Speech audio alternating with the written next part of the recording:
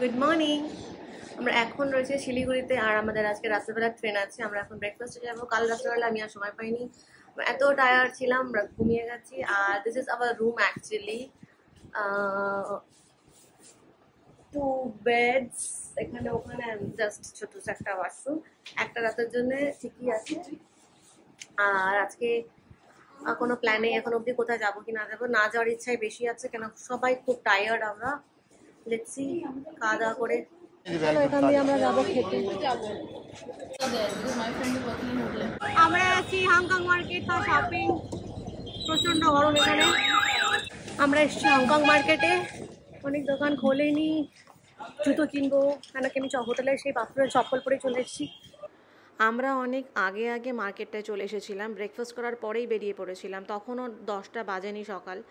আর এখানে যারা মার্কেট ছিল তারা বলছিল যে একটার সময় মোটামুটি মার্কেটটা সবগুলো দোকান খোলা পাবে।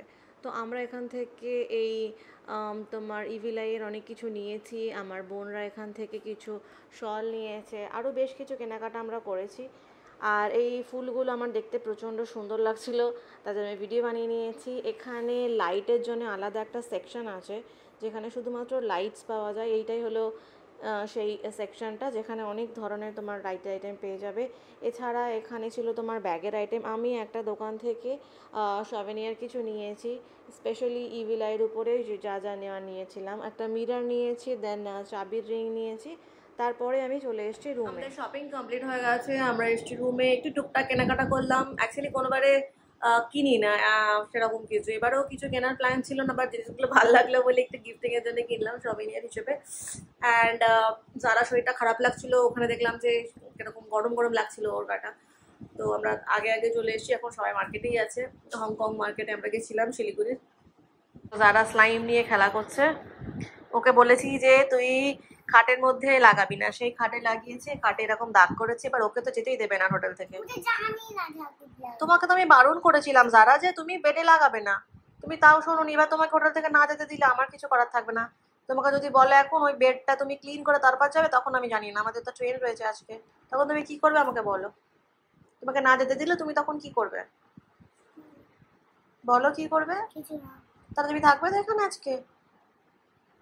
ঠিক আছে, তাহলে আমি চলে যাবো, তুমি দেখবো এখানে কিভাবে থাকবে জানি না। সে দেখতে পাবে, তোমাকে তো বারণ করলাম না, মাম্মা বারণ করলে শুনতে হয়।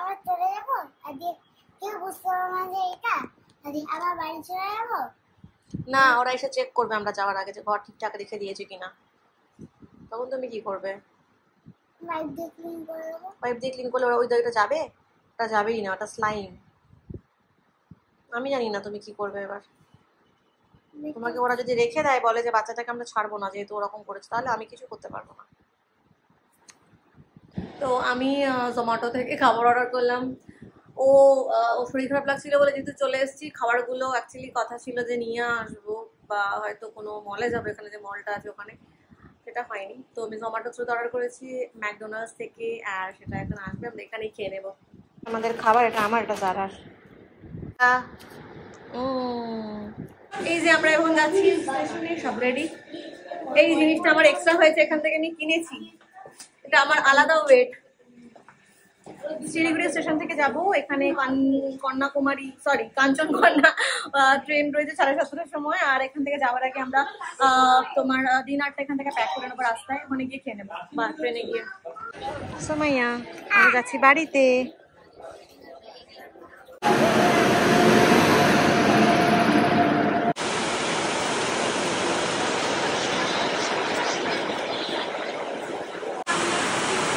আমাদের ট্রেন 3 ঘন্টা লেট, জাস্ট ছাড়লো। এখন কাল কটার সময় পৌঁছবো জানি না।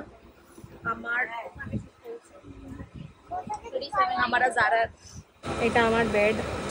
আমার প্রচুর ভয় লাগছে, মানে এত উপরে, আমার এমনিতেই উপরেতে প্রবলেম হয় হাইটের, আর আমার খুব ভয় লাগছে, মনে হচ্ছে কিন্তু পড়ে যাবো। প্লাস এত করে আমি আর তারা দুজন আছি না, ওই জন্যে। তারাই জিয়ার।